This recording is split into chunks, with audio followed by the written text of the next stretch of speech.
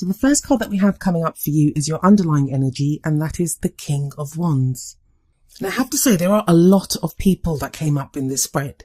There's 6 tarot cards here and 4 of them are people.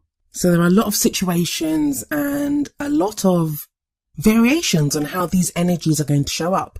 For some of you, these are going to be different people.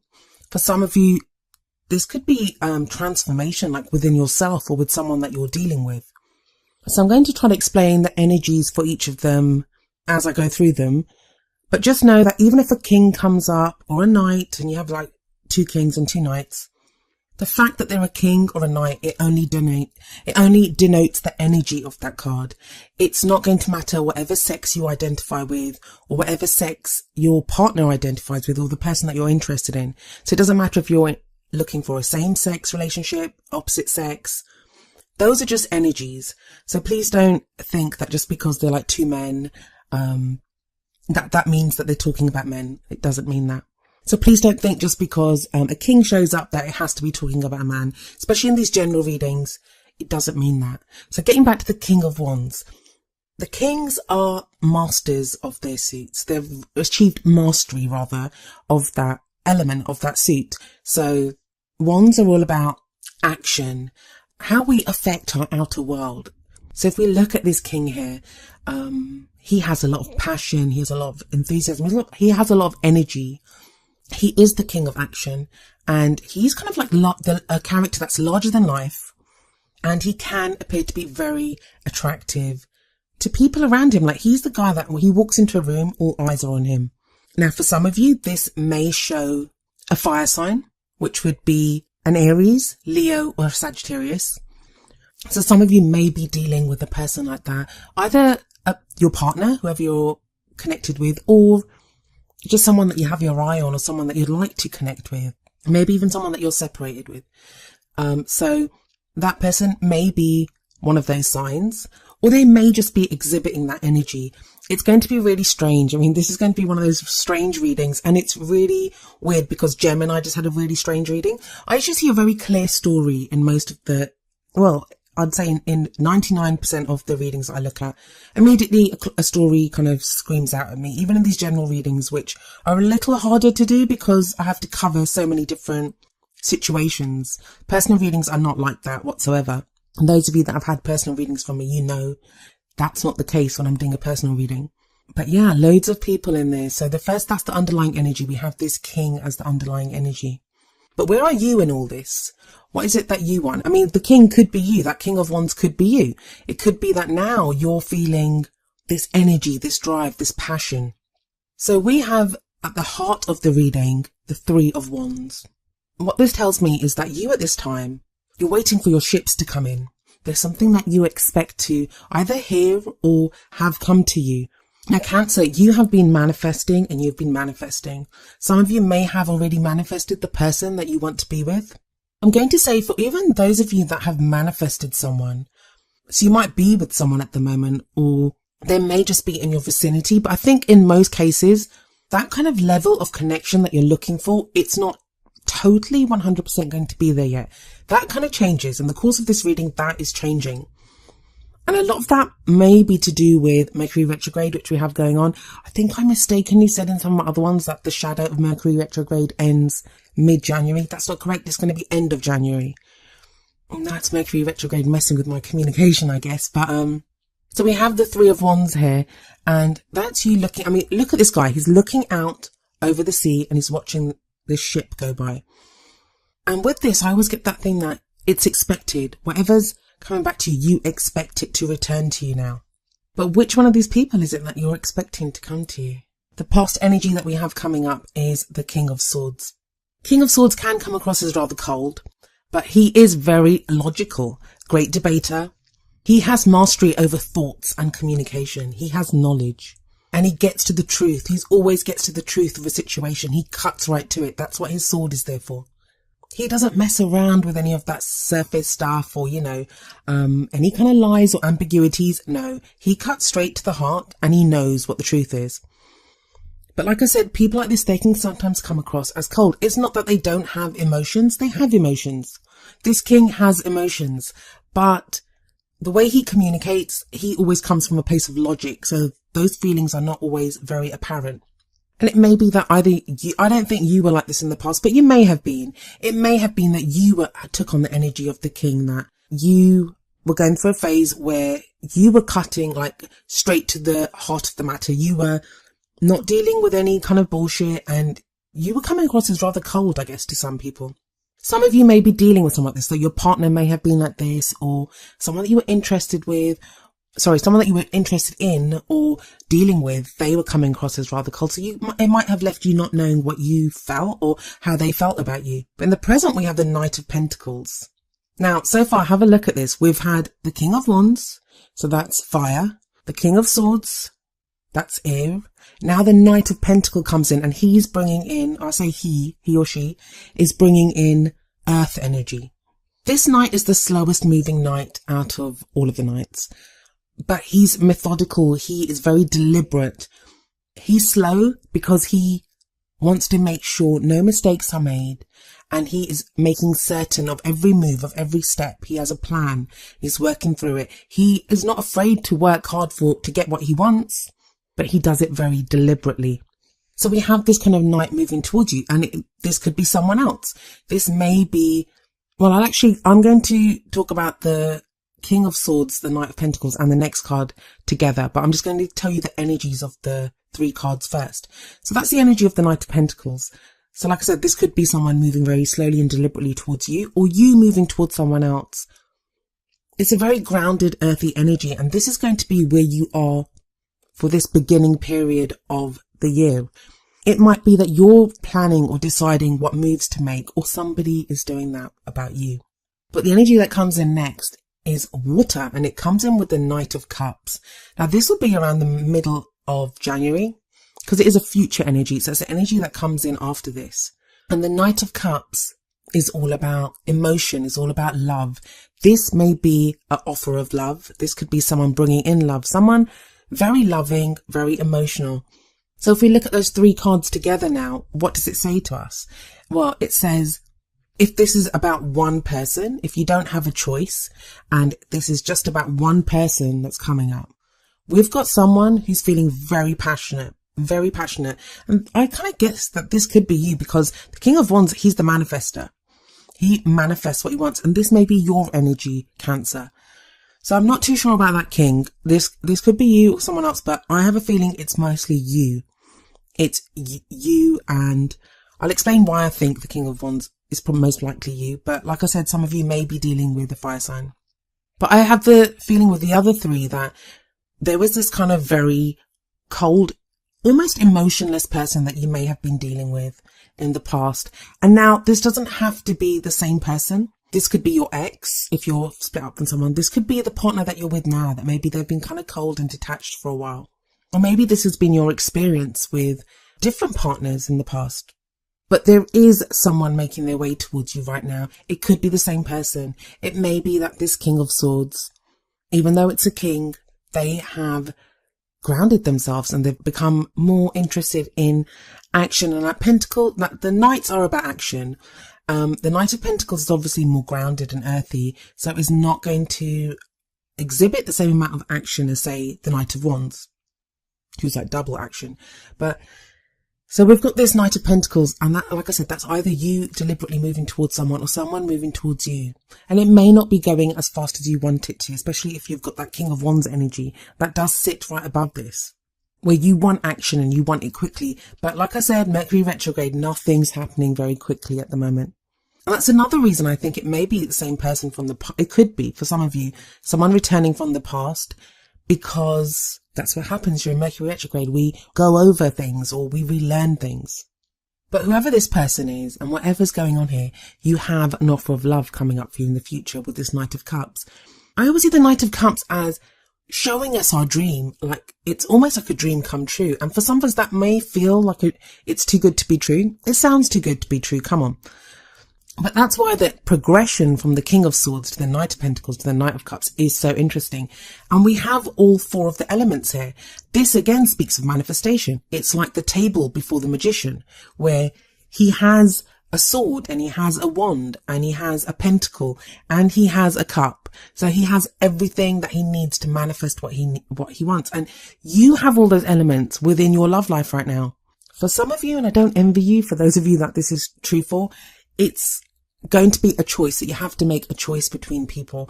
But I don't see it as much of a choice because you don't really have any of like the choice cards coming up here. Well, not really. I mean, it's going to be very apparent who this Knight of Cups is that comes in the future. And it may be that that's your energy. The Knight of Pentacles is your energy right now, and that's what you're deciding. But because of that Three of Wands that sits right smack bang in the middle, you're expecting your Knight of Cups. You're expecting, and this may be because you've been working with your partner and you kind of see changes in both of you. For others of you, this is going to be because you've been consciously manifesting. And don't forget, by the time this goes up, there will have been a new moon in Capricorn on the 29th of December. So that's the promise of a new beginning. And that promise continues in the card that we have in your crowning energy.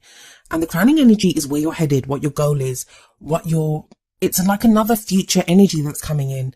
And this will take you into the second half of January.